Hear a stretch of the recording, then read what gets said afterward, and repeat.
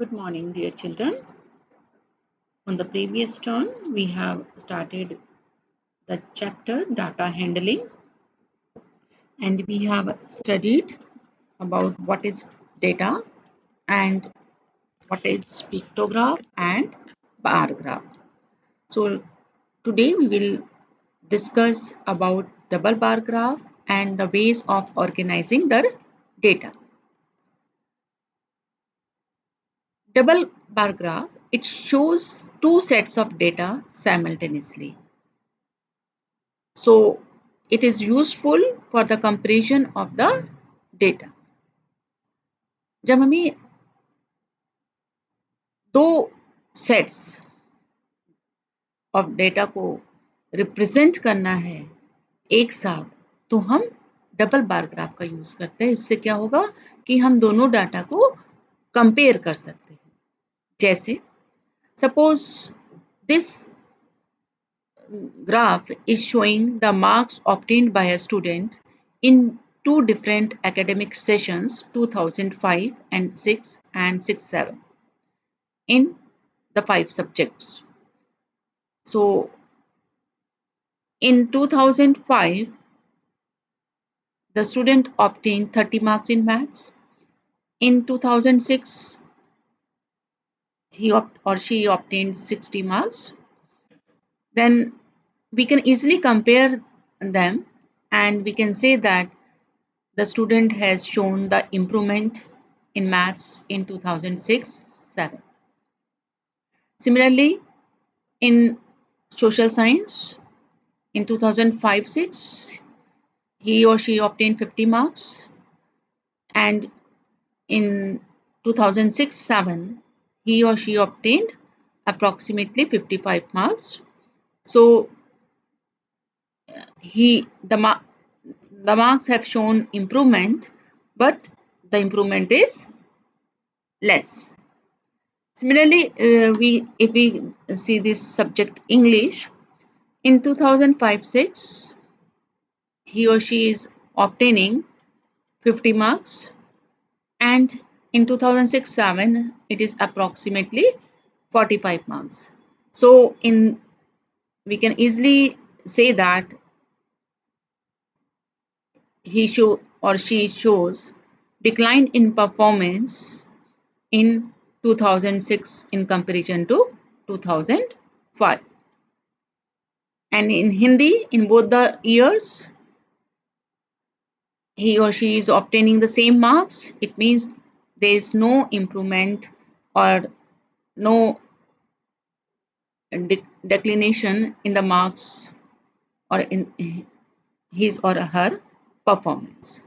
So this double bar graph is useful for the comparison of two sets of data. Now, organizing data, how we organize the data in different forms. First of all, we will see what is raw data. Raw data is the data available to us in an unorganized form. जो भी initially हमें unorganised form में data मिलता है उसे ही हम raw data कहते हैं. रॉ डेटा कहते हैं. जैसे if we have a group of students and it was asked for their favorite subject, and suppose randomly I am asking and they are saying that arts, second one is saying mathematics, third one is saying science, and so on. And so such type of data is raw data, but it does not give us much information. It is not easy to conclude anything from such type of data. For example, suppose we are asked what is the most liked subject and what is the least liked subject, then it is not so easy to conclude from this data. So we will arrange the data in the tabular form like this using tally marks. We write down the 4 subjects in one column and read first value, that is art, and put a tally mark against it. Then second value and put a tally marks against it. Third is science, put a tally mark against science. Then English, put a tally mark against English. Then mathematics, again put a tally mark again in front of mathematics, and so on. When there is fifth value, we will cross the four tally marks by the fifth one like this, so that it is easy to count.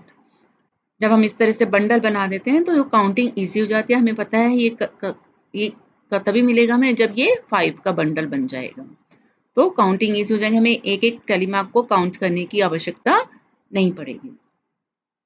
हमने count कर रहा, जैसे 5 + 2 7, this is 5, this is 5 + 1 6, and so on. So this is better way to show this data, because we can easily conclude from it that art is the most favorite subject of all the students, and English is the least favorite subject. But this table, in this table, the number of telemarks against a value is called its frequency. So frequency is the number of times a particular entry occurs in the data. And this table is known as frequency distribution table. The other way is of representing a large number of data is making the grouped frequency table, because if the data is very large like this here, it is showing the marks obtained by a student, by 60 students in mathematics out of 50. If we represent this data in the form of frequency table, it will be a very long table and took much time. So what we will do, we will make the groups of these data like 0 to 10, 10 to 20, and so on. And then we will put the tally mark, read one value, put tally mark against it, read another value, put tally mark against it, and so on, like the previous one. And then count the number of tally marks and write down it here in the column of frequency. Then this table, it is called grouped frequency distribution table. Here,